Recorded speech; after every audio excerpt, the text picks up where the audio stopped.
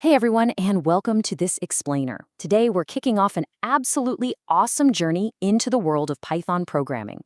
But look, before we start typing out complex code or creating the next big app, we actually need to get our workspace ready.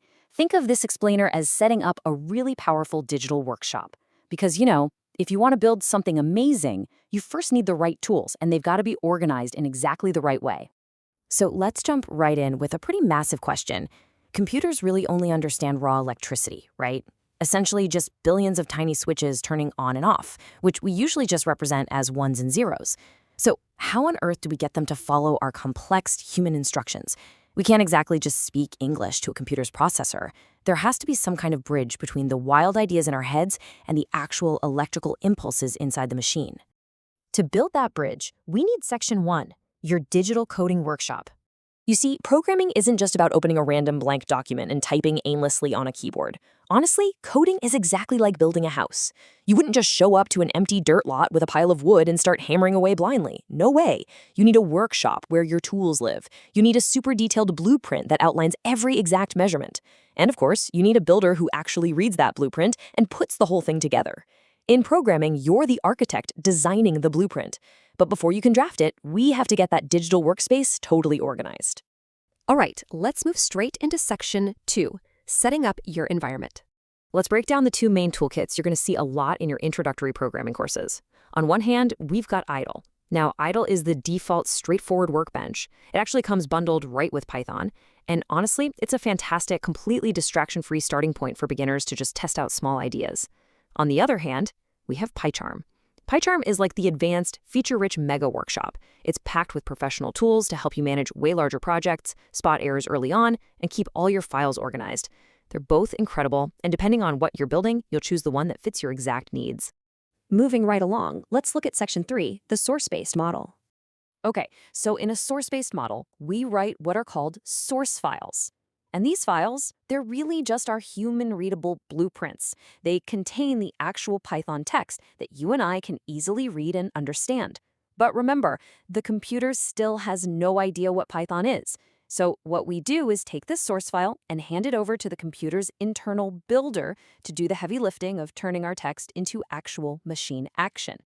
And this right here perfectly illustrates the programming development cycle. I mean, this is literally the heartbeat of all software creation. Step 1, you write your source file, your code. Step 2, you've got to save that file. Step 3, a special tool called an interpreter translates your human-readable code into computer-readable instructions. And finally, Step 4, you run the program and debug, which just means fix any errors that pop up.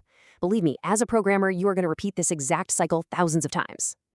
To really navigate that cycle like a total pro, we need Section 4. Essential Python vocabulary. Let's kick this off with IDE.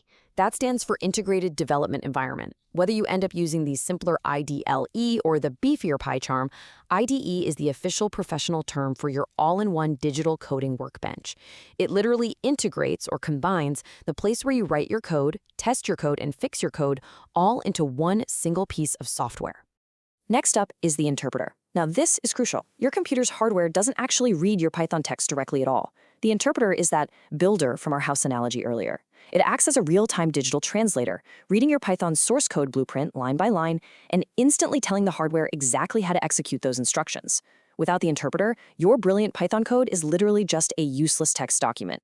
Then we've got syntax. Basically, think of syntax as the ultra-strict spelling and grammar rules of your programming language. Just like writing a formal letter in a foreign language, if your syntax is even slightly off, like if you miss a single comma, misspell a command, or forget one little parenthesis, the interpreter is going to get totally confused. It won't understand your blueprint, and your program will absolutely crash. The computer is incredibly literal, so your syntax has to be perfect. Finally, let's talk about comments. In Python, you can actually write lines of text that the interpreter just completely ignores. Now, why on earth would you do that? Well, think of comments as little sticky notes you leave on the blueprint for yourself or for a fellow programmer. They help document what the heck the program is doing, so it's way easier to follow later on.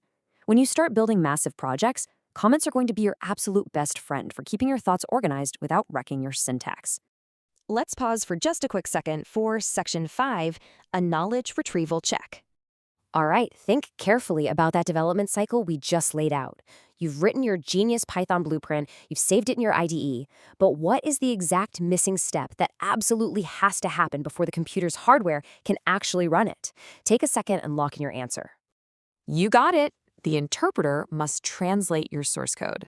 The interpreter is that vital middleman that reads your totally perfect syntax and translates it on the fly so the computer can actually execute your amazing ideas. If you nailed that, you completely understand the source-based model. Awesome job! And that brings us to our final part today, Section 6, the foundation for success. Always remember this. A solid setup really is the foundation of all great software. By taking the time right now to master your IDE, understanding why perfect syntax is totally non-negotiable, leaving helpful comments, and trusting the interpreter in your development cycle, you are laying down a rock-solid foundation. Seriously, mastering these setup steps today means you won't be fighting your own tools tomorrow. You'll be completely free to build infinitely complex and creative things as you move forward. So, I'll leave you with this final thought. Now that your digital workshop is totally built, your IDE is open, and your interpreter is standing by, what are you going to create first? The blueprint is entirely in your hands.